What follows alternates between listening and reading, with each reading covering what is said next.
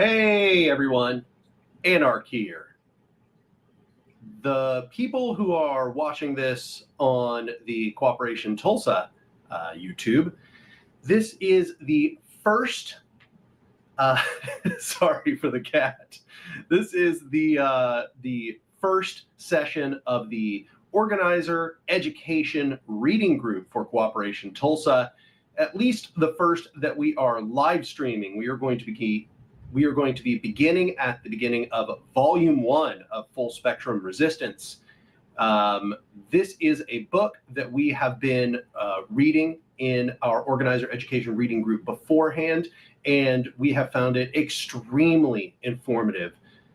Eric McBay, Eric McBay. Sorry, I used to mess his name up when I made videos about him, but he has written an extremely valuable guide for organizers. He covers all kinds of things: strategy, tactics, both above ground and below ground aspects of organizing. It is extremely, extremely important. So if you are joining us on either YouTube, we appreciate you being here. The part of the reason why that we are doing it on both YouTubes is in hopes that some of you who follow the Anark YouTube channel will go over to the Cooperation Tulsa YouTube channel and click subscribe. These live streams will be dual streaming, so you can tune in from either. That is assuming that I've got this set up correctly. For those who are already showing up, I appreciate it. I got a little bit of a rough start there, but I eventually pulled it out of the bag.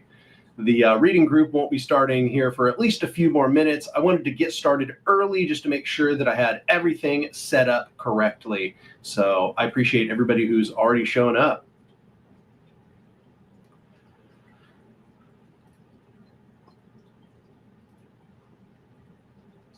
So if you would like to join the reading group, if you'd like to be one of the readers, if you'd like to be in the chat where we will be doing the discussions, just go over to the Cooperation Tulsa Open Collective and become a recurring donor for any amount. So, that could be $2, $5, $10, $20, whatever amount that you can spare every month will get you access to being in the reading group. That is to say, oh my fucking God.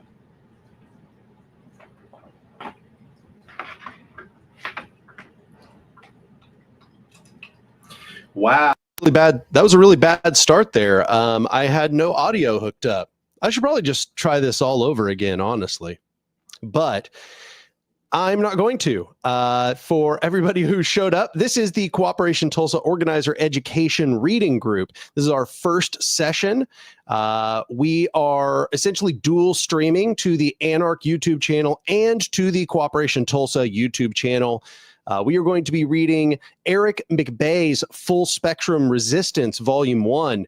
The Organizer Education Group, which is associated with Cooperation Tulsa, meets every other Monday at 7:30 Central Standard Time. And we have actually already read Volume 1 of Full Spectrum Resistance, but we are now reading we moved on to reading Volume 2 of Full Spectrum Resistance. However, we realized partway through that we wanted this to be a more holistic resource. We wanted this to be something that people could always come back to. We wanted these recordings to be available to people who just wanted to learn about this book and really kind of just wanted an audiobook recording of it. Because in the organizer education groups, what we do is we actually just read it out loud, paragraph by paragraph. We switch off between readers. If you want to be one of the readers and you want to be in the discussion group, all you have to do is go over to Cooperation Tulsa's Open Collective and become a recurring donor for any amount that you can spare. And we will give you access to the Jitsi meeting room where we will be having these ongoing discussions and reading out loud.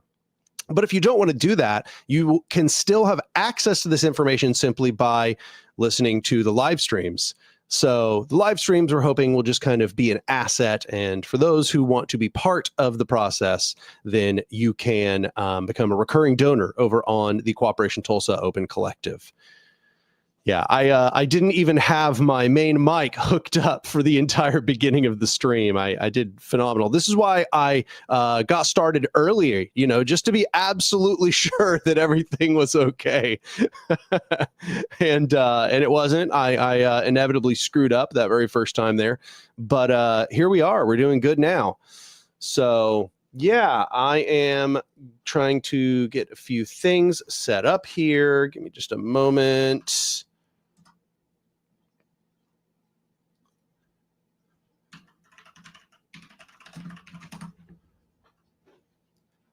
There we go. All right.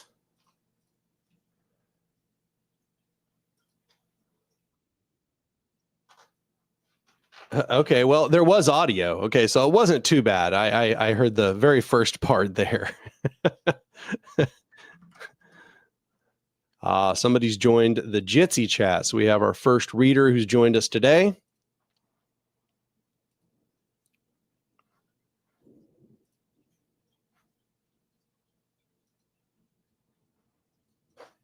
There we go. Oh, we got a couple people in here already. So yeah, it's a mixture of members of Cooperation Tulsa, but also people who just want to join, who are maybe not members of Cooperation Tulsa. It is open to the public. But once again, if you want to become one of the readers and you want to be in the Jitsi chat where we are having the discussion about the work, just become a recurring donor to the Cooperation Tulsa Open Collective, which should be down in the description if you are watching from the Cooperation Tulsa channel. So what's up, Theo? What's going on, Eric?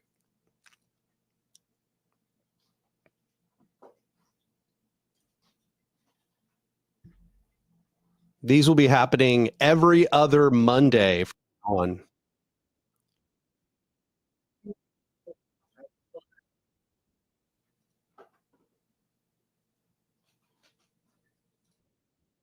I can hear you. Yeah, I have to manage which of these is muted and which of them is not. So like I can unmute myself here in the Jitsi. I don't know if this is better or worse for you.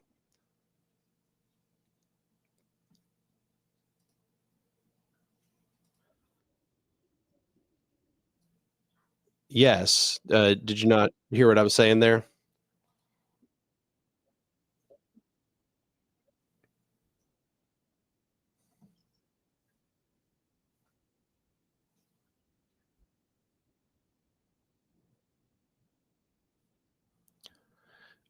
Can y'all hear the Jitsi chat right now?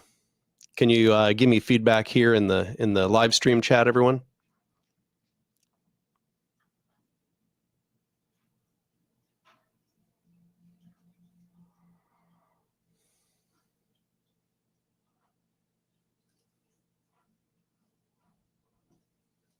This is why I opened it up early, because I was like, I just have to get all this troubleshooting done.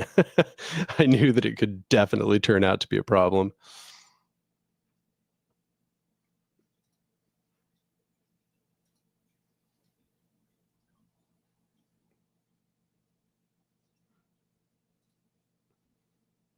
Okay, they cannot hear you at the moment. So see if we can fix that. Give me a testing.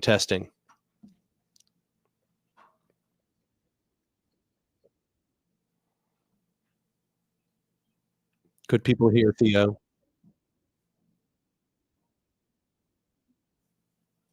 Well, I can hear you. Yes, I can hear you just fine, but I don't know if they can. So we'll find out here in a second.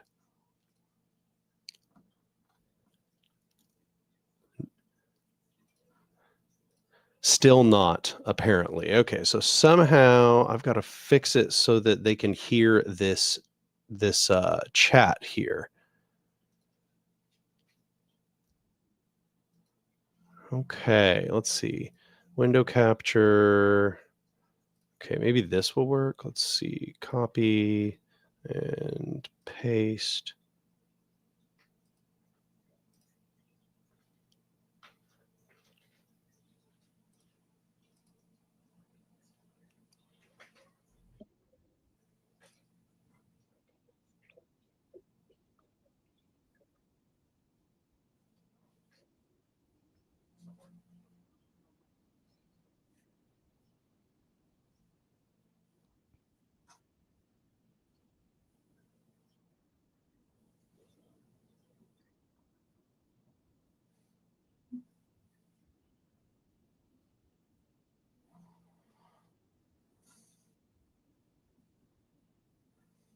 Yeah, that's what I'm trying to figure out right now. Gotta love everybody being here for all of the troubleshooting on the very first one, but hopefully we won't ever have to do it again after this. Let's see, present or invite.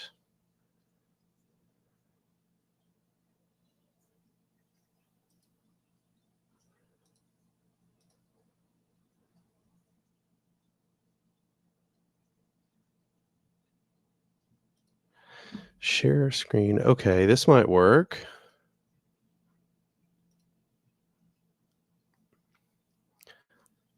All right. Let's get another testing now. Oh, wait, here we go. I think this will work. Give me a sec here. Give me just a second.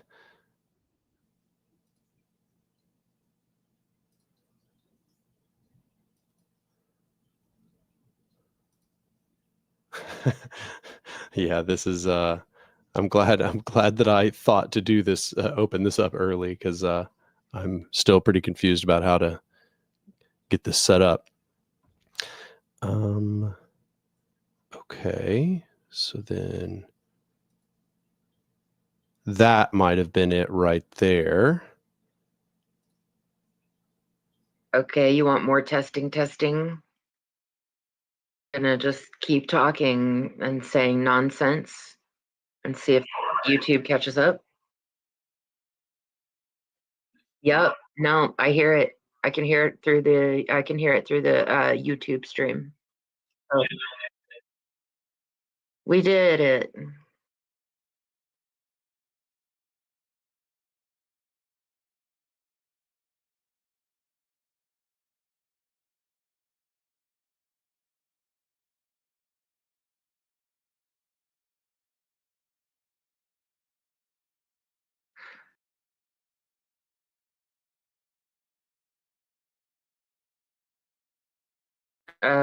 On the YouTube stream.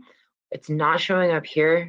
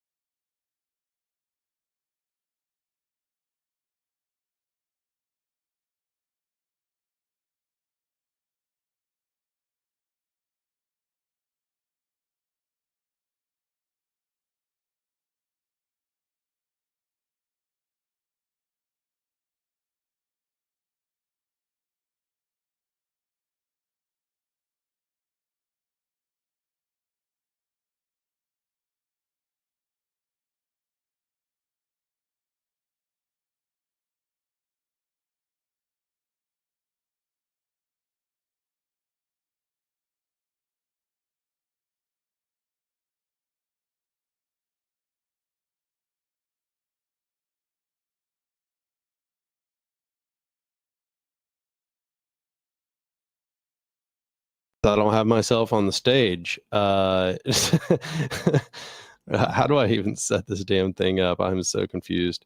It's possible that I'm not even doing it right. Like, this may not even be the best way to go. We'll find out, I suppose. Yeah, that makes sense. Now I've got myself over here presenting. So let's see.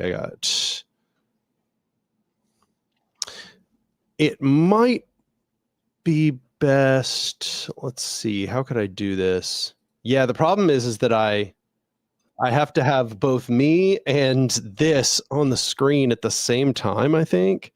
This is very confusing. I think they could hear me now. But I think, right, exactly. But now we can't do it both at the same time or something. How do we do this? How do we get this set up? If I go remove and then add. Now I bet they can hear both of us. Say something, Theo. Something Theo. Something Theo. There it is.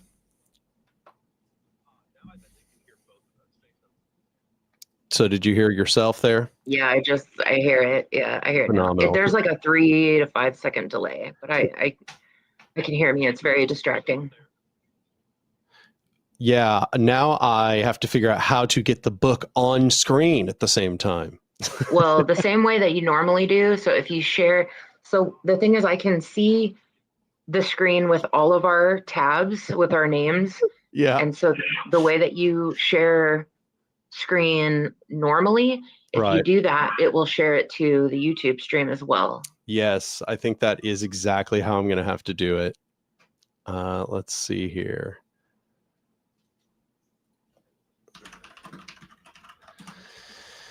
All right.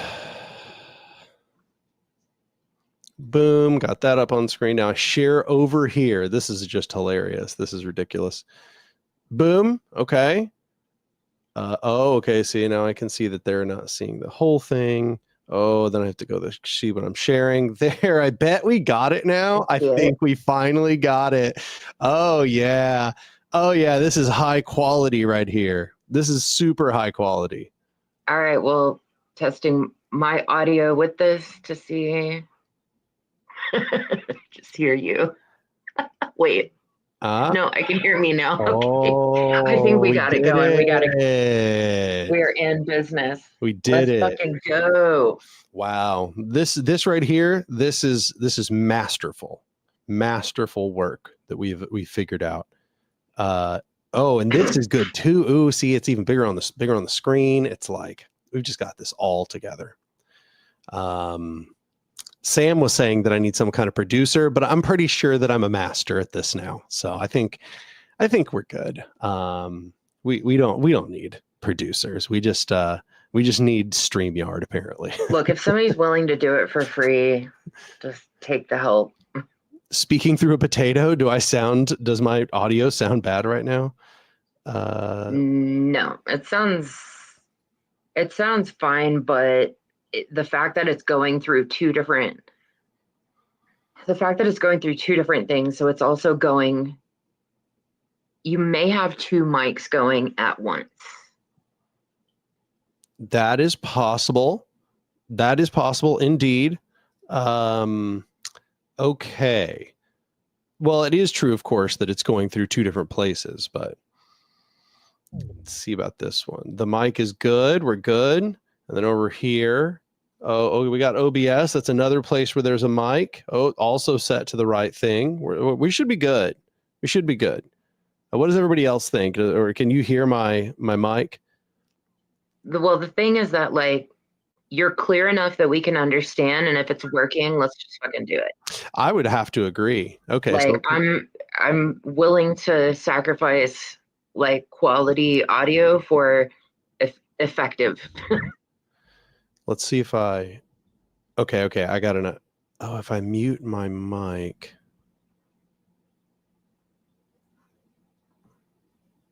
Okay. Yeah, I'm still trying to think through all the logistics of this right now. Okay, so people are saying it sounds good now. It's possible that the person that made that comment was listening through the beginning of the stream where it sounded really bad. Okay, so the way we do this, and I think most people who are in the chat are familiar, is we just count off, and that gives us our order of readers. So we have our first 3 readers. I don't know if anybody else in the chat wants to read. Oh, we got a number 4.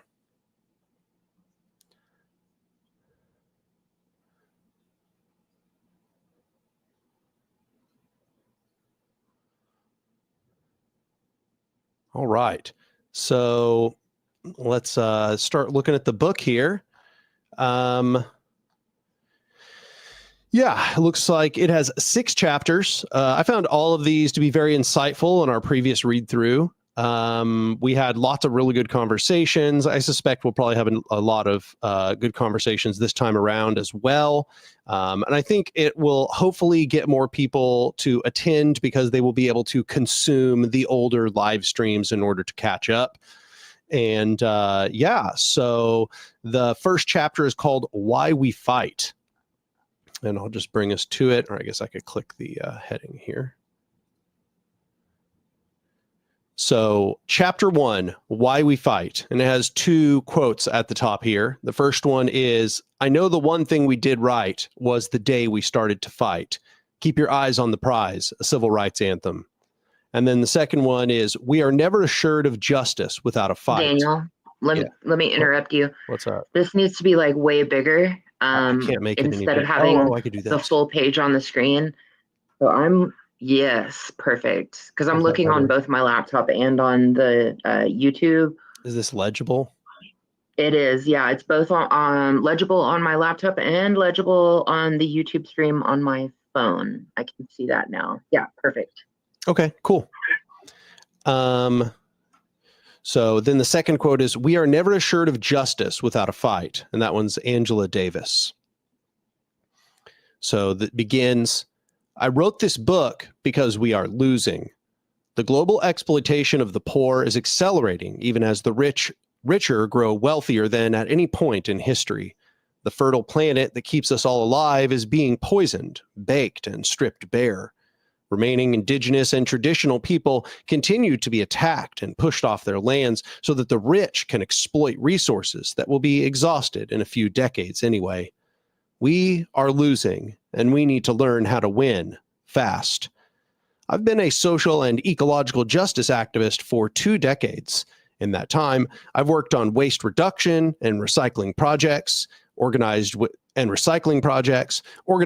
anti-poverty community groups, and marched or sat in jail at summit protests. I've helped start a community garden and organic farming operations. I've written 4 books and given speeches to both academics and angry crowds. I've been a union organizer and a farm organizer. I've worked with militant conservation groups using direct confrontation and civil disobedience. I've developed a broad perspective on political action that comes from using many different tactics in many different campaigns. But the truth is that in almost every campaign I've worked on in my life, we have lost ground. In ecological campaigns like forest defense, that's been literally true. In anti-poverty campaigns, it's reflected in the ever-growing gap between rich and poor. This is not only my experience, but the experience of many activists working on many different issues. In areas where I do feel like progress has been made, say queer rights, there's a constant threat of backlash and backsliding. The gains we have won rest on a temporary and unstable foundation. We cannot expect to win long-term human rights from a society that is based on flagrant ecological unsustainability. If we want to reverse this tide of losses, we must speak honestly to each other about the situation we are in and about its severity. We must speak about why we've been losing and what that means for the future. This book is about what makes for effective action. It's about how to organize effective resistance movements. If we want to make social change and defend a habitable biosphere, we must unflinchingly examine those tendencies, especially those on the left, that have made us ineffective. I will dissect some of these pernicious predispositions in the pages to come. Some of these barriers to action are misconceptions about how power works in society. The left in general has been naive about the effectiveness of moral suasion. Too many people have clung to the faith in government that quote-unquote good citizens are supposed to have. We often work under the assumption that those in power will be convinced to stop their atrocities if we offer them a good example or a well-reasoned argument. Next. Historically, this is nearly unheard of. The unfortunate reality is that most people in power, whether in political office or a corporate boardroom, benefit greatly from their status and have been trained not to question the power structures that put them there. Further, when we try to make social change, we rarely deal with thinking and compassionate individuals who can be persuaded by moral example. We deal with large, abstract social machines, corporations, and corporate structured governments. You can't persuade a machine. In the social machine of the profitable corporation, the anomalously compassionate individual is merely a defective component to be replaced by the bosses or shareholders. We have failed to think and act strategically. We've based so many of our campaigns on the idea that those in power will stop exploiting people and destroying the planet if only they can be educated out of a few minor mistakes. This is a comforting myth for those who might otherwise feel powerless. But it is a myth we cannot afford to cling to any longer. By allowing those in power to determine the agenda and the timetable for change, we have given up the initiative and we have failed to develop appropriate strategy ourselves. We need resistance movements, and if we want to become effective at combating runaway climate change and countless other injustices, thinking people on the left must stop acting like the loyal opposition and start acting like a real resistance force. We have to learn from the strategies and resistance movements of the past. I began my activist career as a young liberal environmentalist. I was the founding president of my environmental club in my environment club in elementary school. I gave speeches about saving the whales. I wrote and acted in a play about the dangers of environmental destruction, in which a selfish CEO was sent to the future to face the consequences of his acts. Our group set up composters, sold reusable Tupperware lunch kits so that people could reduce their waste, and raise money to adopt acres of the Amazon rainforest. I knew these were small gestures, but as a young person, I believed that if we could just convince and educate enough people, we would turn things around. When I was in high school, our environmental club ran a bottle and can recycling program. There wasn't a proper municipal recycling program in place yet, so we had to sort and wash the bottles ourselves and arrange for their pickup. Other students, ignoring our polite signs and pleas to be neat, would dump half-full pop bottles and garbage into our clearly marked recycling bins. Friday night after school was the time to organize and wash the week's bottles and cans. We would hose off the bins as we picked out plastic straws and soggy napkins. The spray generated a fine aerosol mist, a dilute fog of high fructose corn syrup. I remember the way it stuck to my skin, how it beaded on my forearms like sugary dew. We didn't care. We did it for the planet. Next.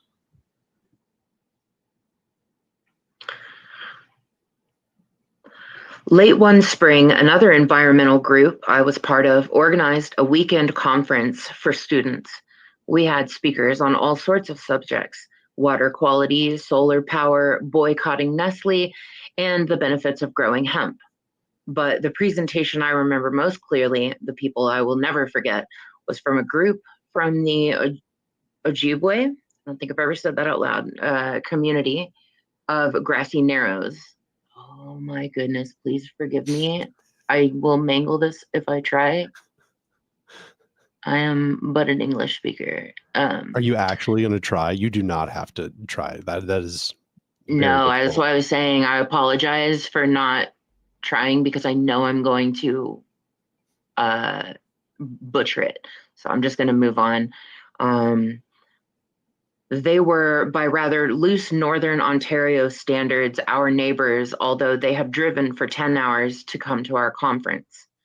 The Grassy Narrows representatives were of many different ages. The younger people went swimming with us in chilly little lakes. The older people were their speakers. They told us the story of their community and how it had been poisoned. Like most of Northern Ontario, the land around Grassy Narrows had been forest since the last ice age. Industrial activity, especially logging and the associated pulp and paper mills, metastasized into the area after World War II. In the 1950s, Grassy Narrows territory was flooded by the government for hydroelectric dams, forcing people to relocate. In 1962, the Dryden Chemical Company opened a, chloralkali plant nearby. The chloralkali plant, the plant was built to produce sodium hydroxide and chlorine for bleaching paper.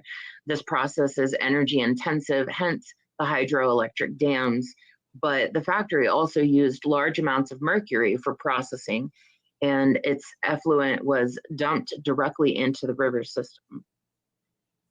If you look at a satellite photo of northwestern Ontario, you will see two things: forests and lakes.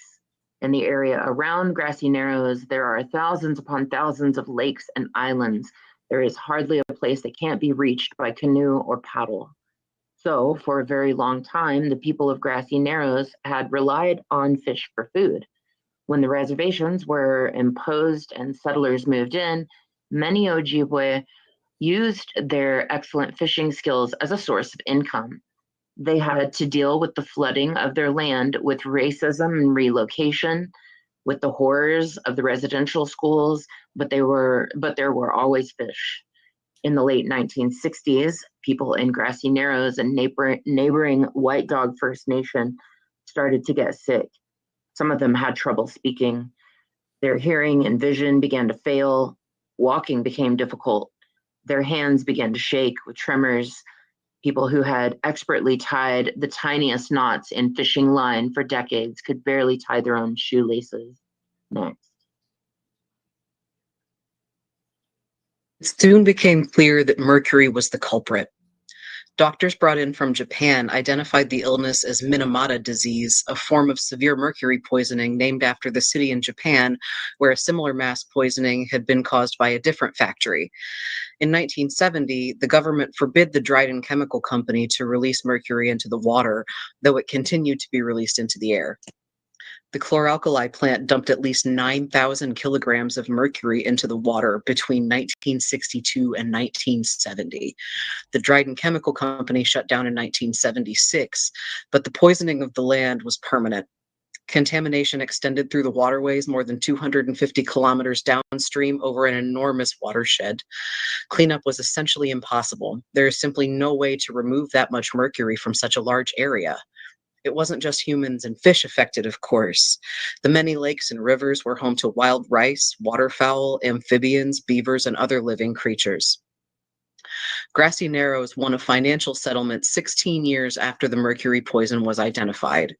The total amount was a mere $10,000 per person, meant to compensate them for the destruction of the land base and, in many cases, their own bodies. But very little of that paltry amount actually made it to members of the community. Bureaucratic red tape was an obstacle, so were band councils, supposedly representative bodies which have been imposed on First Nations by the Canadian government, but which are often dysfunctional and which many Indigenous people despise as tools of colonialism. Next. I think it's back around to me. Yeah, I think it's back around to me. So in recent decades, contamination of the waterways has been worsened by clear cutting around Grassy Narrows, which caused major soil erosion. Mercury that had been immobilized in the soil was washed back into the waterways. One of the major struggles at Grassy Narrows became the fight to stop clear cutting on their lands. Clear cutting sanctioned and licensed by the state. The visitors from Grassy Narrows explained these things to us. They explained how the government continued to ignore their needs and continued to destroy their land and water, despite every reasonable and polite attempt by the Ojibwe to assert themselves. I don't remember them using the word racism or genocide, but both were clearly at work. The conference ended. The settler students went back to their homes and the indigenous to theirs. The next Friday came, and it was time to wash the recycling again. I remember the afternoon clearly. It was hot, which made the cloud of fructose spray even stickier. I pulled a used napkin out of a juice bottle for the umpteenth time, but instead of throwing it in the trash, I paused. I stared at its bleached white fibers, and I began to understand why our environmental activism wasn't working. That napkin helped me to grasp that environmental destruction wasn't really about lack of education. It wasn't about misunderstandings. It wasn't about technology that was more or less damaging. It was about power. Somewhere not far away was a group of indigenous people I had sat with, eaten with, spoken with, whose vast land base had been poisoned and clear-cut to produce napkins like the one I held in my hand. a napkin which was used for a few minutes or not at all, and then discarded without thought.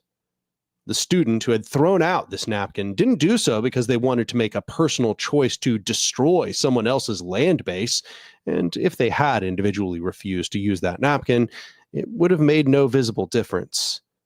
They did it because they were part of a system of power, a system in which they benefited from the destruction of someone else's land, and in which they had the privilege to be totally ignorant of that impact. They had power. Our indigenous friends, in contrast, had very little power in the economic and political systems of colonial Canada. Worse than that, the very existence of Canada was due to the fact that their lands, and the lands of many cultures, had been stolen. Most of Canada consists of land which was unceded, or for which treaties were coerced, or for which treaties were signed but not honored by settlers. Our environmental group had not gained very much traction with the student body. Before that conference, I'd believed that with enough hard work, public education, and awareness raising, we could convince people to give up some of their convenience and privilege to save the planet. But I began to grasp that perhaps we had it backward. It was their power and privilege that allowed them to ignore public education. They didn't care about environmental awareness because it was someone else's land they were destroying. They could always pretend that things were fine because they would never be the ones who had to suffer the consequences of their actions, at least not until it was too late. Next. Later, I went for a walk in the woods to think things over. There was a long, narrow strip of forest near our school, graded with little paths. It stretched alongside 3 different schools: our high schools at one end, my elementary school in the middle, a university at the far end. I walked by a fenced-off little cemetery in the woods, long abandoned, which I had passed many times before. At the far end of the path were a few boarded-up old buildings. Near one, which looked like a chapel, was a plaque. I had never been close enough to read before. On inspection, it informed me that I was standing on the site of a former residential school, founded as a mission in 1832. At first, I believed the plaque referred to the little chapel, and then realized the plaque referred to the main 4-story building of the university. I had been in that building hundreds of times without ever realizing why it had been built. As I went back into the woods to walk home, I passed the cemetery again and felt a chill. I went in through a little gate for the first time and began to read the names and dates on the rough headstones. The birth and death dates were so close together. They were only children. The cemetery I had walked past so many times was full of children who had been taken from their families, from their culture, and who had died in the residential school. I fell to my knees with tears in my eyes. There was a reservation 20 minutes by car from where I lived. They knew all of the things I took so long to learn, but I had never been there, and I had never met anyone who lived there. It was a kind of de facto segregation. One of my teachers explained that South African officials visited Canada when they were setting up apartheid, so they could model it after the reservation system here. For a long time, I had believed that stopping the destruction of the planet was a matter of correcting misunderstandings about the planet and of choosing better technologies. But I was learning that Canadian culture, the existence of Canada, was built on a foundation of atrocity. Education alone could not correct a political arrangement that was so fundamentally rotten. I began to understand something about how power worked. And so I started to grasp a bit of radical politics. At the time, I didn't really understand the implications of this. I lacked an adequate grounding in the history of social change, and there weren't many other proto-radicals around to discuss it with. But I wanted to understand, to find those people, to make actual change, to resist. Next. There's a difference between dissidence and resistance. A dissident believes that those in power are acting badly, that society is unjust, but a dissident doesn't materially try to stop those things. Their primary activity is believing and sharing their beliefs with others. Resistors put their beliefs into action. They work to disrupt or dismantle the social, economic, and political systems that cause injustice and exploitation. If we want to have a livable future, we need to move beyond dissidence to real resistance, and we must understand the kinds of tactics that resistance movements use to win. The mainstream left in Canada, the United States, and much of the industrialized world has allowed itself to be whittled down to two main tactics: electoral politics and ethical consumerism. If someone hands me a leaflet or emails me a call to action, I can be almost certain that it will tell me either to write my elected representative or to vote with my dollar by purchasing some supposedly moral product, or both. You could add a third main tactic, awareness raising, but the intention is usually to drive people to either change their vote or buying habits. It is no surprise that these are the tactics that remain. Government and capitalism are the two most powerful systems in society, and these tactics are intended to appeal to them. But these tactics also offer very little leverage, and for reasons I will discuss, I have rarely achieved gains alone.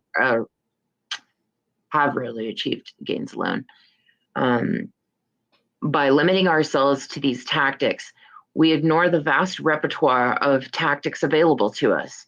We also doom ourselves to ineffectiveness, and being ineffective further undermines our ability to mobilize action and to recruit new activists.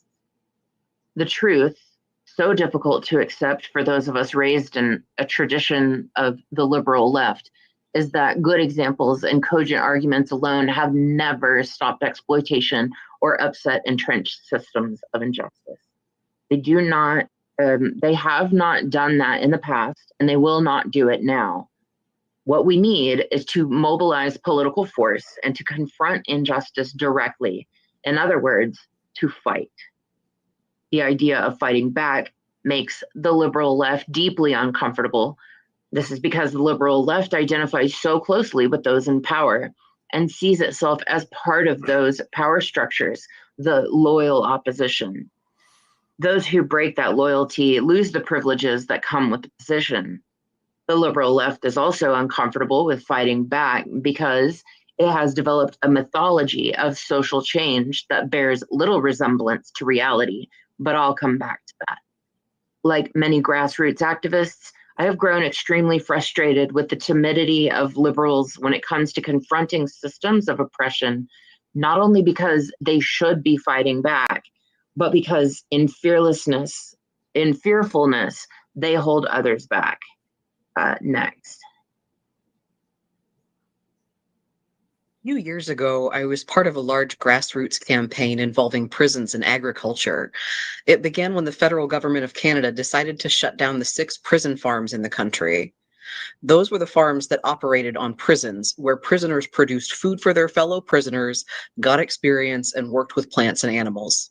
Everyone we spoke to on the inside told us that the prison farms were valuable for prisoners and that working on the farms, a sought-after position, helped them to cope with their circumstances. The prison farm program also paid for itself through the food produced. But the conservative government decided to shut the prison farms down as part of their tough-on-crime agenda. They wanted to scrap rehabilitation programs, criminalize more people for minor law breaking, lengthen sentences, and build larger super jails to accommodate all of the new prisoners this would create. Cramming huge numbers of people into tiny cells without any access to social programs would supposedly increase public safety. It quickly became clear that the conservative plan to shut down the prison farms had nothing to do with them being cost effective. Rather, they wanted to get rid of a program that was actually offering some benefit to inmates because they felt that prisoners did not deserve to work with plants and animals or to go outside. The prison farms, in other words, did not function as a source of punishment. Farm work was coddling the prisoners. Prisons are big business. The conservative prison plan meant that billions and billions of dollars would be spent on building new prisons, new security technology, and guard wages, along with the feeding and clothing additional inmates. This money would go to the corporations that make up the prison industrial complex, corporations that profit from human suffering and the destruction of human communities. Those companies would use their profits to lobby for even more criminalization. 2 of Canada's 6 prison farms are at Kingston, Ontario, the city nearest to me. One of them is on 800 acres of land in the middle of Kingston. It's been called the largest urban farm in North America. On its 4 sides, it is bordered by a sprawling factory, a commercial strip, a residential area, and a large network of sensitive wetlands. It was apparent that if the farm was closed, the next step would be for the government to take that land and build a super prison or simply sell it for development. Kingston has a strong local food movement thanks to the Progressive National Farmers Union and awareness of fossil fuel issues and climate change. So a lot of people understood that this farmland in the middle of the city was invaluable and could even keep people from going hungry in the future. After the planned closure was announced, a group of farmers and social justice activists tried to convince the government to reconsider. They spent a year trying to meet with government officials, organizing letter writing campaigns and petitions. They explained how valuable the prison farms were, both in terms of food security and as a form of rehabilitation, that they wanted to see people released from prison healed and not hardened. The government made no substantive response aside from the occasional insult. Frustrated at government stonewalling, some of the organizers decided it might be time to escalate to civil disobedience, and so they brought me into the core group. Civil disobedience, like all forms of resistance, is more effective when organized, and we required specific things to undertake civil disobedience. We needed to gather intelligence to identify points of leverage. The main site was a dairy farm with hundreds of cows and only one main access road. If they tried to move out cattle or equipment, we could blockade that road with our bodies. So we needed to be able to watch the farm for signs that equipment was being moved out. We needed to know who was available to show up and be arrested, and when on a 24-hour basis. We needed robust ways of mobilizing hundreds of people in minutes. For a blockade, we would need communications, lawyers, civil disobedience training for the participants, and so on. Next. As we began to put that organization in place, we held a big event to mark the shift in the campaign. Author Margaret Atwood, among the most renowned figures on the Canadian left, joined us to speak. My job was to give a speech that would lay out the rationale for civil disobedience, along with a bit of its history, and explain how it fit into the campaign. In the minutes before the event began, several organizers and close supporters came up to me and said things like, make sure to emphasize that it is nonviolent civil disobedience, or make sure to say peaceful civil disobedience, and so on. If I had taken every bit of last-minute advice that was pressed upon me, I would have been speaking on passive, nonviolent, peaceful, democratic civil disobedience. Some organizers were nervous and wanted to make the shift in strategy seem as polite and non-threatening as possible. The venue, a big old limestone church, was soon completely full. 800 people were seated inside and more waiting outside. This was an enormous turnout for a political rally in a small city. A few others spoke before me, so when it was my turn on the stage, the crowd was already enthusiastic. But as soon as I mentioned the possibility of physically blockading trucks, the entire audience burst into applause.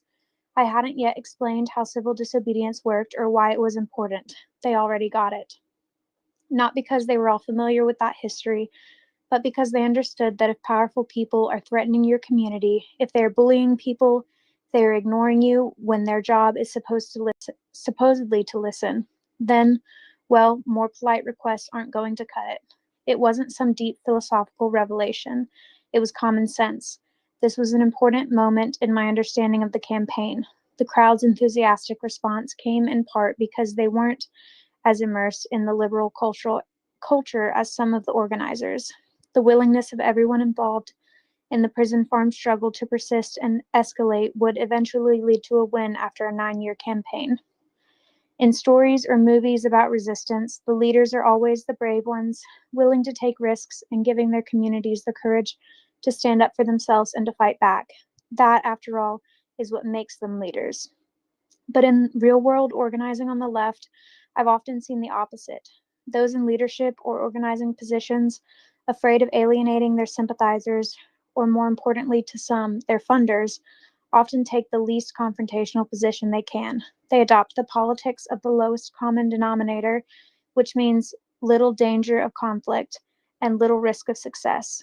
Again and again, I have seen liberal leaders who, instead of demonstrating initiative and bravery, actually hold back the people they are supposed to be leading. People of influence who discourage action and escalation in situations where it is clearly needed. Next.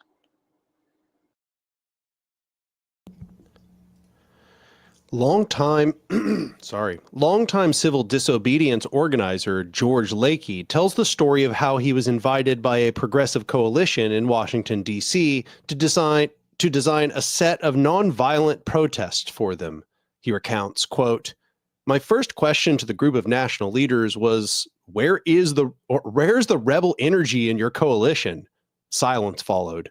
Finally, they began reciting the story of when various militant groups had left the coalition in disillusionment. In short, there was no rebel energy left. In that case, I said, "This will be a short meeting." He left. Our ideologies are supposed to be liberating and empowering. They are supposed to make us more capable of defending our communities and building new ones. But too often, they do the opposite. People grow encumbered by their ideas instead of empowered. In the modern left, those in leadership positions are often the most strongly enculturated with liberal ideas.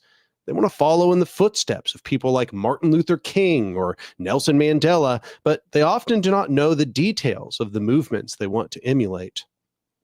Obviously, none of this is meant to impugn the people I organized with during the prison farm campaign, who were intelligent, serious, and dedicated. This is a comment on the culture of the left as a whole, which, though it often idolizes certain figures, has largely forgotten the specifics of those historic strategies and tactical choices. This cultural amnesia is an enormous loss, and it means that the left in general has lost its bearings. You can't tell where you're going unless you know where you've been. Furthermore, that history of struggle is profoundly useful for our modern day struggles. It is a library from which we can draw strategies and tactics. It is a deep well that can offer us inspiration and spiritual renewal. And it is an armory from which we can obtain the tools we need to defend human and ecological communities. The loss of this cultural legacy has not been an accident. It has not just been passively forgotten, but actively dismissed and buried by those on both the left and the right. Next. When the people from Grassy Narrows visited our conference, they did so as part of a broader public awareness campaign. In the years since I met them, they dealt with worsening logging on their lands, with the continued and worsening legacy of mercury poisoning, and with the closure of fishing areas. The community has often been under boil water advisories because of contaminated water. This is not an uncommon problem. At this writing, there are 122 Indigenous communities in Canada which lack safe drinking water, many for well over a decade. In some, the water is simply too toxic to consume, even if it has been boiled, and bottled water must be shipped in. The government claims that it is too expensive to fix the water supply in sometimes remote areas. But how many millions and billions of dollars worth of lumber, oil, and other resources have been extracted from these remote areas without indigenous permission or compensation. Grassy Narrows spent decades trying to address worsening assaults on their community and land by raising public awareness and lobbying. They had meetings with the government, protests, petitions, letter writing, and legal challenges. They got no substantive response. So they turned to direct action. In 2002, they set up a blockade on the biggest logging road into their territory, and it worked. Joe Fobister, a trapper and community activist from Grassy Narrows, explains, quote, "I'm through with begging. My people have been begging for the last 130 years, since the treaty was signed, and it hasn't gotten them anything. And they'll continue to get nothing. I believe we have power. When we take our fight off the reserve boundary and take it out on the land, nobody, not the government, has intervened. So that's the message. They're afraid of us." End quote. Initially, logging companies, Abitibi and Weyerhaeuser, continued to log by accessing other roads. So the people of Grassy Narrows used temporary rotating blockades on those other roads as well. By 2008, the community had successfully stopped all outside logging on their territory, and the action had direct economic impact on the logging companies responsible for clear-cutting their land. The newspaper of the nearby mill town, Kenora, the Daily Miner, described the situation in late 2010. Since 2002, the pulp mill at Kenora has died and been demolished. The stud mill has been idled indefinitely, and the Weyerhaeuser plant continues to hang on by its fingernails as it struggles with the collapse of the American housing market, as well as uncertainties with its wood suppliers. The Grassy Narrows blockade, still in place, is now the longest running Indigenous anti-logging blockade in Canada's history. Direct action works. The left can learn a lot from that, but it had better learn fast. Next. In North America and around the world, more and more people are getting tired of the status quo on the left. Some of these are older people who yearn to recapture the fighting spirit they remember from years past. Some of them are young people already fed up with the obvious failures and timidity of established progressives in the face of global disaster. Some of them are working class people tired of elected officials who promise change you can believe in, only to bow to corporate interests, even as their economic insanity weighs heavier and heavier on the poor. Some are part of a tradition of resistance who have reinvented their struggle in new forms like Black Lives Matter and Idle No More. They all know that time is running out and they are ready to fight. So why do we fight? Why must we fight? We fight because you can't persuade a dictator, a sociopath, or a corporation. Mass exploitation is not a mistake or a misunderstanding, and evil is very profitable. As Frederick Douglass, escaped slave and abolitionist orator, famously said, "Power concedes nothing without a demand. It never has, and it never will." Revolutionary author Gene Sharp understands this. Sharp has written extensively on how nonviolent action works, and his writings have been used in a number of actual revolutions. Sharp's work makes it clear that nonviolent mass movements work by mobilizing political force, not by persuading the exploiters. He warned against the dangers of dialogue with those who would only use negotiations to distract or diffuse resistance.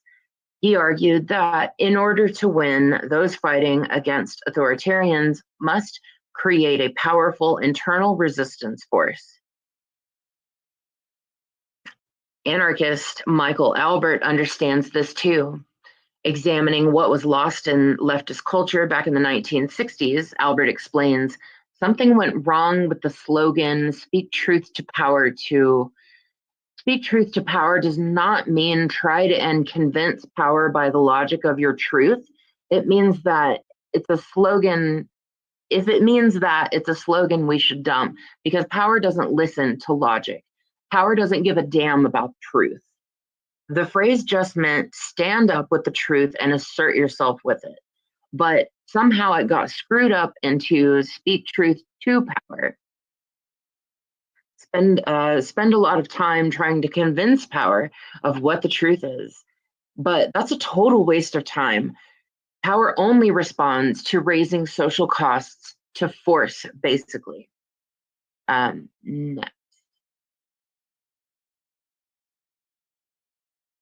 Force is not the same thing as violence. There are many different kinds of force. There's economic force. Workers can go on strike, businesses can be boycotted, trade and transport systems can be disrupted, and economic systems rooted in justice can be built. There's political force. Organized voting can be a form of political force, but political force can also include non-cooperation with the establishment and the creation of oppositional political systems, from neighborhood assemblies to revolutionary congresses. There is social force. People can shun those responsible for atrocities, can impose social penalties on those who collaborate, and can organize social movements that value defiance and the upholding of human and ecological rights. And there is the use of physical force. Mass non-cooperation actions where people put their bodies on the line, from lunch counter sit-ins to port blockades, are expressions of physical force. They physically impede bad things from happening. Strategies of physical force differ. They may be explicitly nonviolent. They may encourage self-defense. They may even accept physical counterattacks on those in power. In any case, successful resistance movements have the ability to use physical force. In history, this usually includes the capacity for violence, if only in self-defense. It is especially important for those who embrace nonviolence to understand this point. As Gene Sharp writes, nonviolent action is a means of combat, as is war. It involves the matching of forces and the waging of battle, requires wise strategy and tactics, and demands of its soldiers courage, discipline, and sacrifice. Nonviolent activist Barbara Deming argued, the challenge to those who believe in nonviolent struggle is to learn to be aggressive enough. In any case, when it comes to persuasion, there is little difference between a dictator, a sociopath, and a corporation. Indeed, many thinkers have pointed out that the modern corporation is essentially a sociopath, unmoored as it is from basic empathy and morality. Those in power profit immensely by exploiting the working class and by stripping the earth bare. The only way to stop them from doing this is to make exploitation of people and of the planet more costly than they can afford. This is one of the fundamental insights needed to undertake effective political action.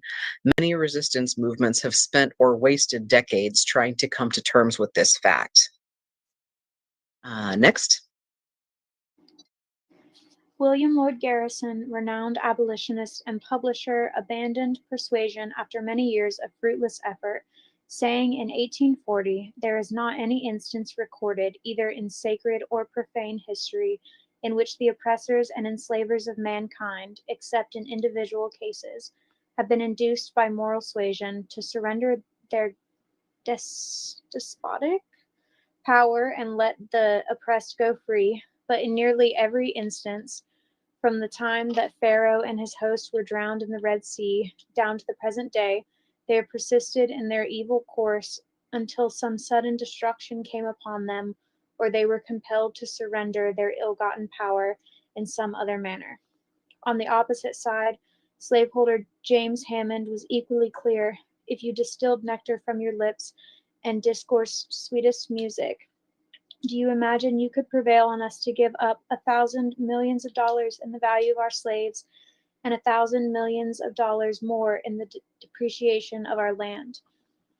We fight because we are fighting for survival. The planet is in the midst of an ecological apocalypse. We no longer need to talk about global ecological disasters in the future tense. Ecological collapse is underway, and climate change is our single most urgent global problem. The critical danger is runaway global warming. The greenhouse effect is not linear, and there is not a one-to-one relationship between greenhouse gas emissions and climate change. People tend to think of warming like a thermostat on the wall, turning greenhouse gases up a little bit, and the planet warms a little bit. but it's more like throwing matches onto the living room sofa. Sure, it gets a little warmer at first, but if you don't put out the fire, the whole house will go up in flames. There are planetary tipping points that make global warming accelerate dramatically. As Arctic ice melts, reflective white snow is replaced with the dark water that absorbs more sunlight, and Arctic warming is already melting methane on the ocean floor, releasing huge plumes of greenhouse gases that have been safely contained for eons. International climate accords like those written at Kyoto, Copenhagen, and Paris are woefully inadequate. They would be laughable if the consequences weren't so dire. Not only are they insufficient, they aren't even being followed. We're already well into the worst-case scenario of global warming projections from only a few years ago. The UN Intergovernmental Panel on Climate Change has warned that decisive and drastic action must be taken by 2030 in order to avoid catastrophic climate change. But even that stark warning has been called incredibly conservative by groups like the Grantham Research Institute on Climate Change, which point out that the IPCC doesn't take into account runaway climate change tipping points. We must all understand that this scenario, or any massive climate change, would roll back all of the social justice gains we've managed over the last few centuries. Next. Global warming is a great emergency, but ecological injury is ubiquitous. Virtually every biome and ecological indicator is in decline. 90% of big fish have been wiped out in 50 years, with more recent research suggesting it is now past 95%. In the middle of the Pacific Ocean, there is 15 times as much plastic as phytoplankton. Soil is being lost 20 times as fast as it can be replenished. Many areas in North America have lost 98% of their original topsoil. More than half of tropical forests have been wiped out. The Amazon rainforest, in particular, has its own tipping points. Because the rainforests are so large as to create their own climates, their continued destruction could cause a permanent drought, which would spread into the northern hemisphere and, quote, massively accelerate global warming with incalculable consequences, a process that might end in the world becoming uninhabitable. There's a dangerous idea in some circles that to care about the planet is a privilege of the middle class, and that the environment is a secondary consideration to basic human rights. But in reality, the two can't be separated. The human burden of ecocide is carried by the poorest, by indigenous people, by refugees displaced by climate-induced wars, and especially by women. There will be no human rights, let alone human life, without a habitable biosphere. If we don't stop this destruction, we will die, but not before human justice does. We fight because industrial capitalism is a dead end. If the ecological situation is so awful, people often ask me, why don't we see it in our daily lives? For those of us living in the wealthy industrialized world, the answer is simple. We're insulated from ecological destruction by a sea of cheap oil. We're not aware of the obliteration of topsoil because fossil fuels allow the production of cheap synthetic fertilizers and pesticides that, along with the depletion of fossil aquifers, temporarily increase global food production. We are not aware of the eradication of ocean fishes because cheap energy allows huge fishing fleets, with the help of satellites and spotting planes, to locate and catch the few remaining school of large fish in the ocean, and so on. We know that nearly everything about our daily material lives depends on cheap petroleum. Producing a calorie of food energy takes about 10 calories of oil. The insulating effects of cheap oil are only temporary. With the most accessible sources of cheap oil already used up, energy corporations have turned to almost inconceivably destructive new methods. Natural gas fracking, the tar sands, mountaintop removal. We've reached the point where maintaining industrial civilization literally means blasting, bulldozing, and grinding the land itself into tiny pieces. These methods may delay industrial collapse, but if not stopped, they will doom us to runaway global warming and unimaginable catastrophe. So I'm just going to finish this little section here, and this will be the end of our reading section, and we'll move on to the discussion section.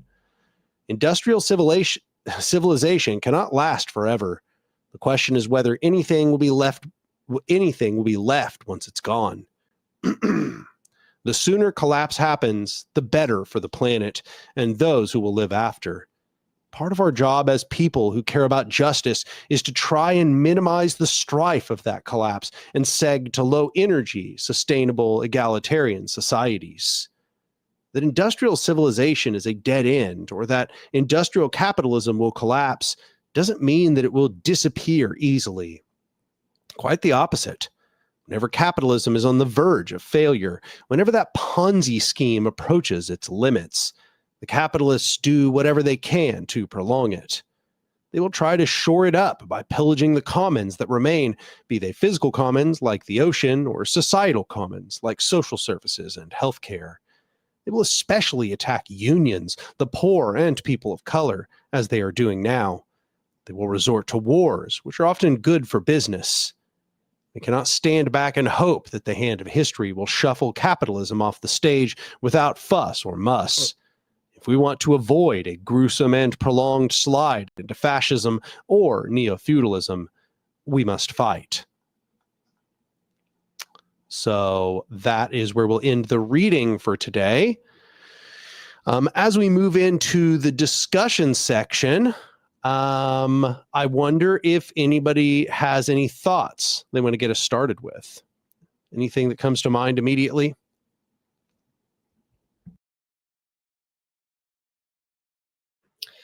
Well, as someone who's been in this reading group, the first time we read the volume 1, I forgot how the beginning is depressing. So if you're hearing this now, please stay with us, because it's going to get much more empowering after this.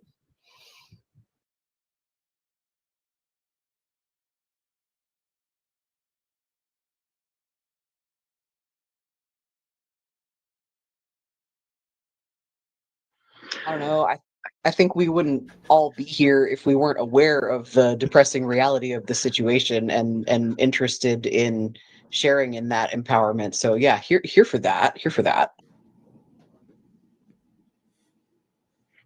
I think the biggest takeaway is just to reiterate the important point that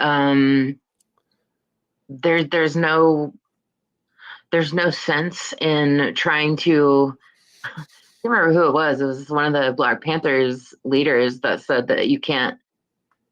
Maybe it was Kwame Ture who said you can't appeal to the morality of people who don't have morality. Or was it? Yeah, I don't know. That I think a lot of liberals think that if they just kind of explain themselves and explain the reason and say, hey, man, you're like hurting people and stuff. This is like not cool, man. That somehow the exploitative people that have no compassion or empathy for any of those that are impacted by the exploitation, that just doesn't fucking work, and we have to actually take real action that isn't just explaining ourselves or appealing to empathy and compassion.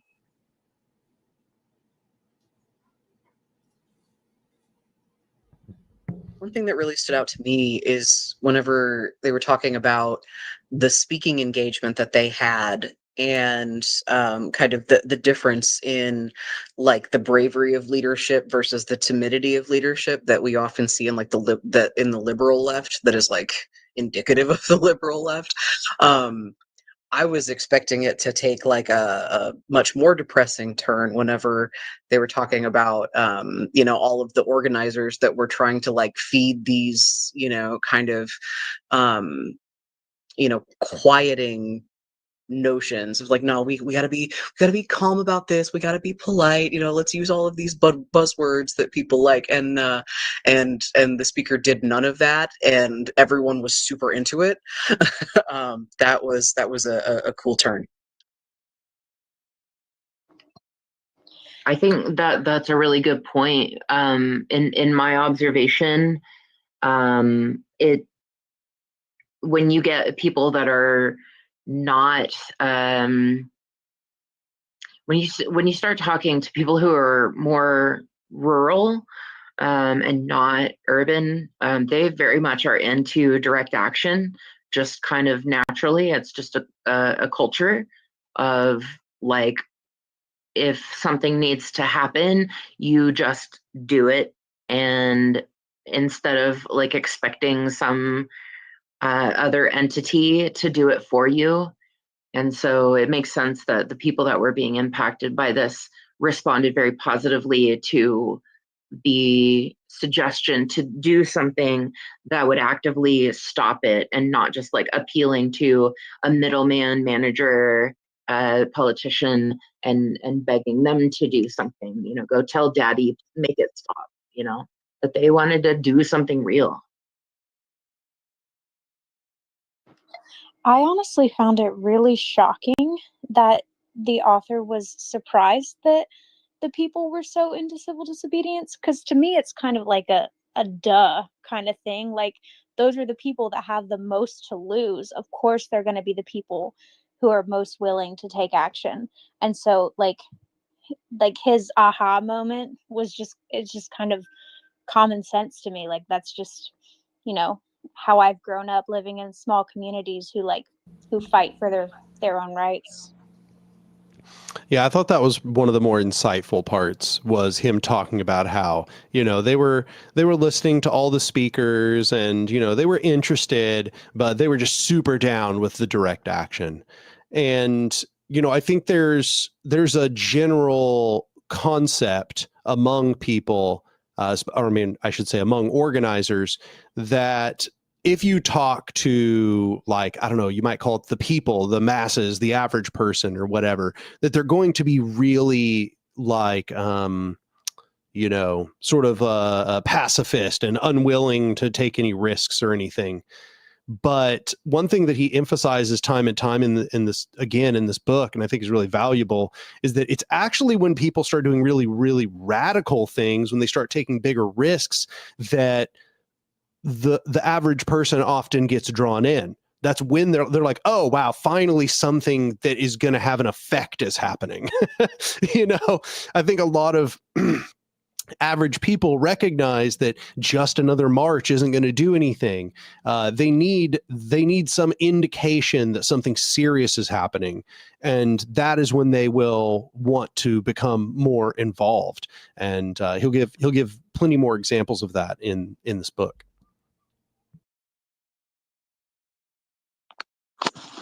Hi, everybody.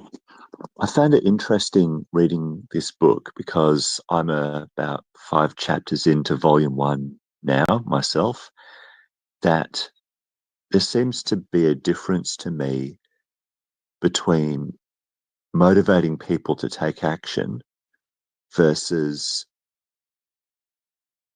like growing people's radical views, right? Like, I think there's a lot of disillusionment in activism, which is really unfortunate. And I think one of the things that Aaron is trying to do in this book is give people a real sense of the history of activism and show the benefits and the accomplishments of activist groups, because the sort of the generic mainstream, the centrist aspect of society, is very good at suppressing the history of activism. And that seems like a big thread of this book to me, is telling people the history to know what you can achieve, what's actually possible.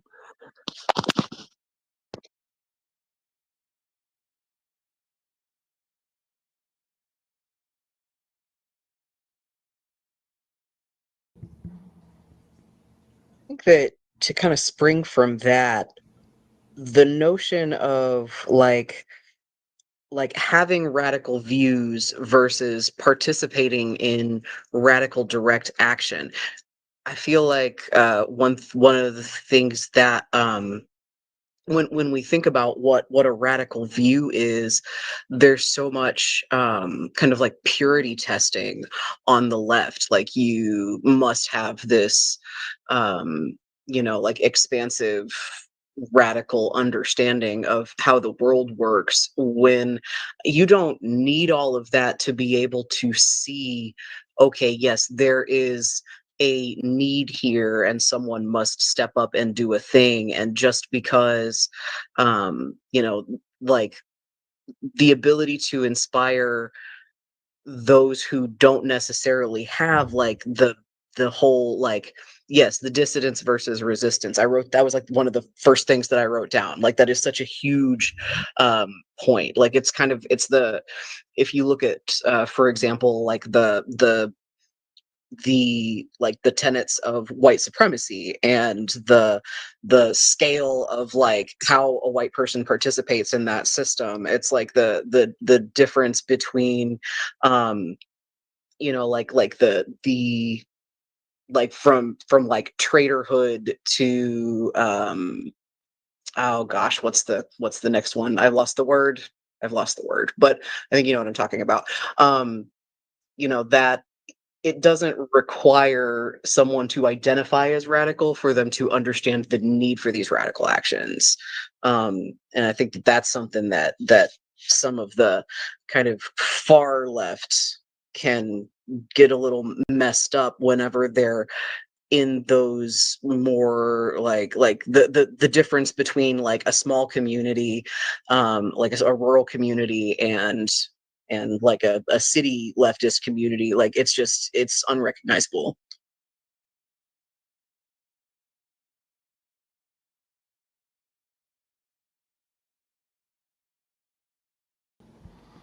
Were there any other specific parts that stood out to people?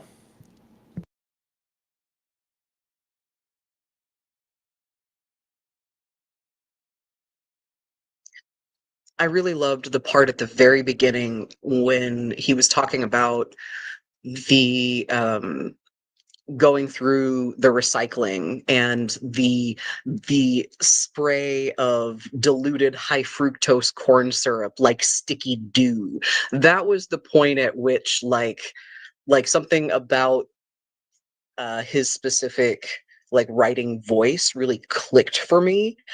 And I really love the way that this text is put together. Thank you so much for sharing it. Yeah, absolutely. I think that part definitely hooked me really, really notably. And especially because he mentions that it's not about, morally persuading anyone. It's about power. And this is something that I harp on a lot in my own work. And so I really appreciated that is the way that he sort of centered his analysis, was around an analysis of power. How do we build power in order to be able to fight? How do we recognize the dynamics of other power structures and how to interact with them and so on?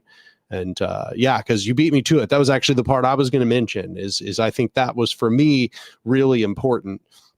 And I also found it very interesting that he brings up that he had this revelation sort of after witnessing what it looked like to really experience environmental devastation on the front lines, and I think this is often what drives people to have this more sort of sober and pragmatic analysis, is often the witnessing of just how devastating the consequences are.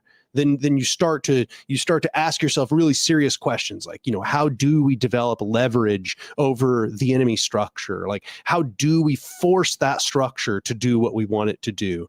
Not by persuasion, but by demonstration of capacity for force, right?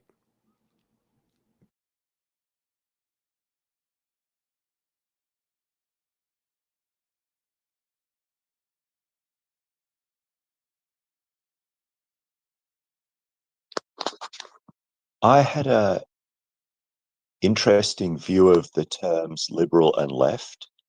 as expressed in this book, I actually think there's kind of a boundary between liberals and the left, whereas I think that Aaron kind of reflected more of a view of liberalism as being part of the left, whereas I kind of think differently to that. I think that somebody is a liberal if, when they raise their voice and they're told no, they just accept that. Whereas I think people on the left won't accept no for an answer from a government or a corporation or the police or something like that. They'll keep struggling in some way. And so I think of the differences of different parts of the left as being things like differences in beliefs and differences in tactics.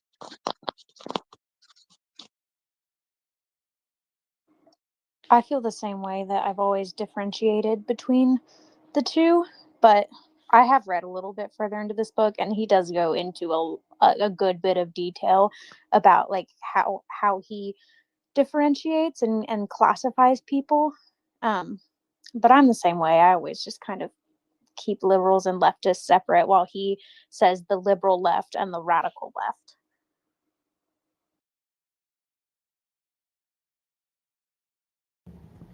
Yeah, I'm also one of these people who doesn't call liberals leftists.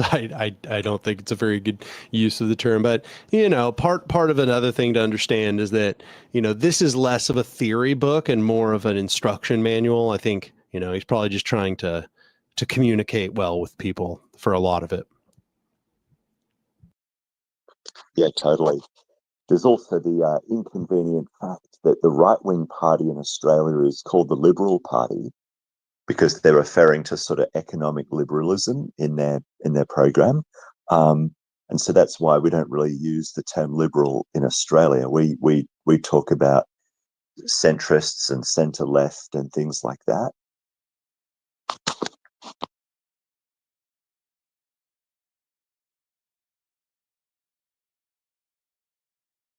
That makes sense. And I think that with this being an instruction manual, and of course, this is just the introductory part. I haven't read the rest of the book, so y'all have a lot more context for this than I do. But I think it's interesting that, because we understand that, like, when we look at the Overton window and all of that, specifically in America, like as an Americentric perspective, the Liberal Party is super center. Like, there is very little that's far left about the Liberal Party. But I think that it's interesting that he is using the liberal left here as a way to differentiate people of this general philosophy from the rest of the political spectrum. And I think that the way that he's using this in a practical sense allows more space for the quote unquote liberal left to be brought into this way of thinking. Yeah, that's an interesting observation. There's an unfortunate aspect to it, though, with liberals, is that my own personal belief is that almost all liberals are like low-key traitors to the revolution, because almost all people who are liberals will value their own comfort over any kind of social change. I know that's pretty harsh of me to sort of color or describe a bunch of people like that, but that's, I guess, just getting back to my beliefs about the distinction between liberals and leftists. So treat that as opinion only if you want. I think there's a big difference between people who want stability and peace and people who are willing to do whatever it takes to achieve justice. And I think that liberals very much just want stability and peace, and that's why the liberal politics are so invested in managerial government style. In fact, that no matter how bad no matter how bad things get, they're so terrified of change, because change represents instability, that they would rather just very politely stay in a very bad place in a fascistic society, and even maintaining fascism, if it means stability and an easy life and not having to fight. I've definitely heard many liberals, whenever I make a call to action to them, tell me almost verbatim, that's why I pay taxes, so I don't have to do any of that. Yeah.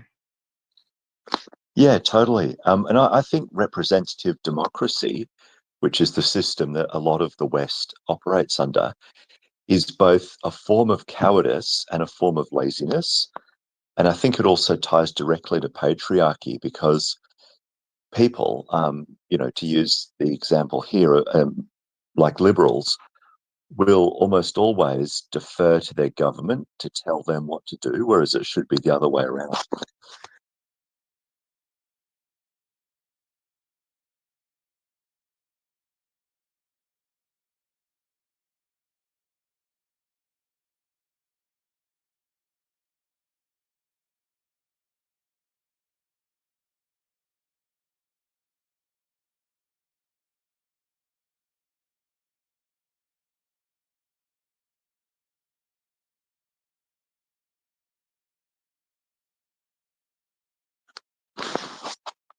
I guess I can follow on from that by referring to something that Theo said about the belief or the desire for things like stability. And I think that's true, but I think there's another layer underlying the liberal mindset as well, which is respectability politics. And I think the last 6 months have been a real example of how respectability matters more than stability to most liberals, because we've basically had crickets out of the Democratic Party in the US. So that's really, like, to me, explained a lot about the liberal mindset the last 6 months. Yeah, that's what I meant when I was saying that, when I was talking about their focus on niceness, because being nice and being kind are not the same thing. Yeah.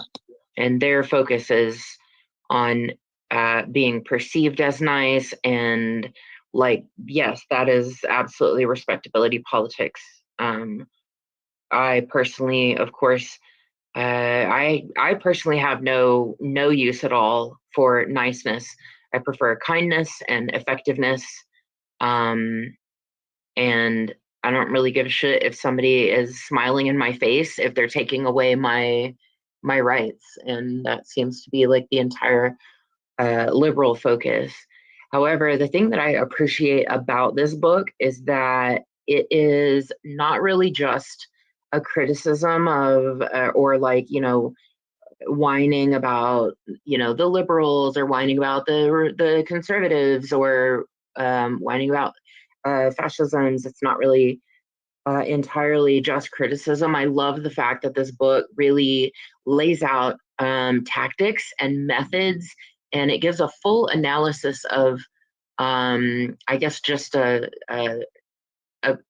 view of things to come in this book.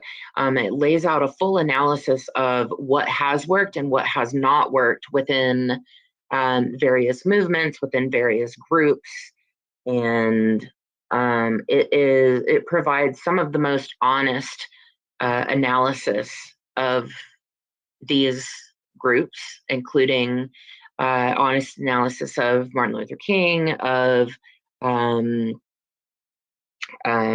gosh, who was the Gandhi. Gandhi, and a very honest analysis of Black Panther Party, which, it's the book does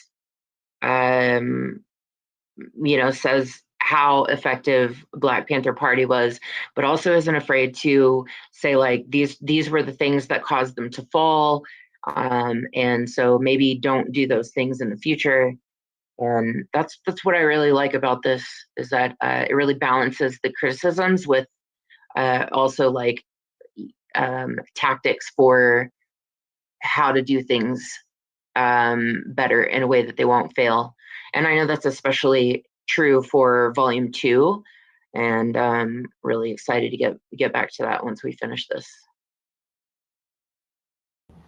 So I'm we have really about excited for that too. Oh, sorry. Sorry, go ahead. No, all I was going to say was we have about 5 minutes left. So, just whatever your thoughts are, if people just want to give us your closing thoughts as we get close to the end here. I was just going to say, I'm really excited about this because I think one of the things that keeps, like liberals where they're at is the fact that we don't have, like the education about these movements because that's been suppressed information, and because of the hugeness of the machines, because you can't persuade the machines, the hugeness of the machines that we're fighting against, it's very hard for people to think creatively about how these things can look different and how life can be different and how action against something can be different. And so having all of that information like kind of compiled in this one place that has a good balance between like the understanding of dissidence and the importance of resistance, like I'm so excited, y'all.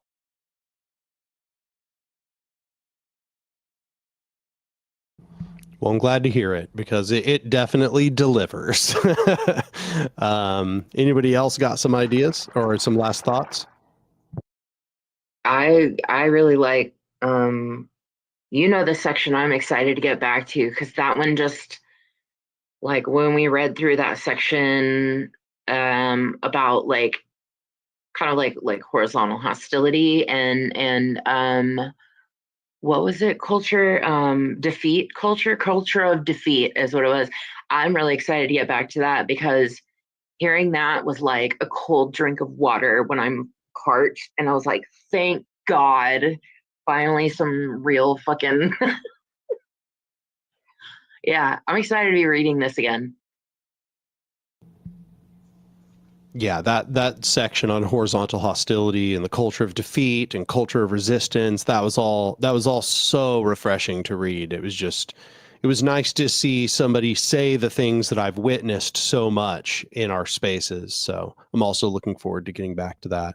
For people that watch the YouTube channel, they've seen a video about that. But I think that, I look forward to bringing that back into the conversation again. Hey, we should promo my popular education. Yes, absolutely. So if people want to, every Monday we have an educational event in Cooperation Tulsa. This will be this live stream will be happening every other Monday, but on the alternating Mondays, we have what's called popular education. And that's where Theo chooses a specific like YouTube video or maybe a short essay or something. And they watch that video in the session and then discuss it during the session. So it's so much more, accessible for people. It's really good for people who are just learning these concepts for the first time, but honestly, it's also just really good for anybody. It's just a much more consumable kind of one-off session style. And if you'd like to be involved in that, we usually are going to be advertising it on our social media. Theo, how could they get involved if they want to get involved? So I manage all of the social media platforms across Twitter, Instagram, and so I promote the popular education group every other Monday. And like you said, it's a kind of like a one and done thing, except for these last two. When we watched the Sandinistas documentary, that was broken up into two because it was a little bit longer than our hour and a half.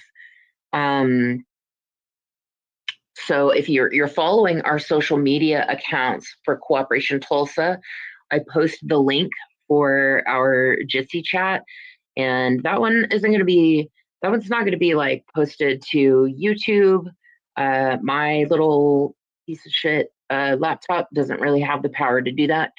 But anyone is welcome to join in and watch, and then join in the discussion.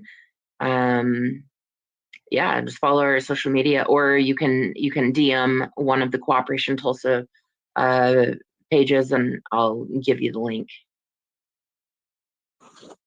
Oh, and just to be clear, that meeting link's different from this one, but like the link stays the same. Like, so for organizer education, it will be the same from fortnight to fortnight. Yeah, so Daniel Daniel has a link. Yes, so Daniel has a link for organizer education, and we use the same one every time. And then I have a separate link for the popular education, and I use that one every time. So the link never changes. It's always the same. Feel free to save it on your browser. That's what I have. I just have it saved on a tab. Also, as we're drawing to a close, I just want to remind people to click through and follow the Cooperation Tulsa YouTube channel. That was one of the reasons why we did this, was also to kind of get people over there so that they could subscribe, so that we can actually like use that for something, right? So that the YouTube channel is actually like useful to the organization and useful to other people. If you go look in the description, or you might have to refresh your page, I just added it a second ago. There's a link to the Cooperation Tulsa YouTube. Go over there, follow that. And also, if you want to be in the chat where we are having this discussion, where we are doing the readings, go become a recurring donor to our open collective and tell me, and I will get you that link every single week. And I'll actually give you an invite to the Cooperation Tulsa Discord server. And then that way you'll know when all of our events are happening, including all of our educational events. So, and I note that because right now we really need to do fundraising. Cooperation Tulsa really needs to, it needs new recurring donors and new one-time donors. But, becoming a recurring donor is enormously important for Cooperation Tulsa. We're always spending money developing the land out at Flat Rock, and we've seen a big attrition of our recurring donations in the last few months as the economy hasn't been looking so good. So if you want to help Cooperation Tulsa, there are lots of ways for you to help right now and to become engaged in our programs, even if you're not here in Tulsa. So I appreciate everybody watching and tuning in. Once again, this will be happening every other week. So yeah, you'll get lots more opportunities. We're going to continue reading Full Spectrum Resistance Volume 1, then Volume 2. So appreciate everybody. Appreciate everybody coming here to read, and appreciate everybody that showed up for the live stream. But I think that is it for this evening, and I'll talk to y'all later. All right, good night, y'all. Take care. Thanks. Bye.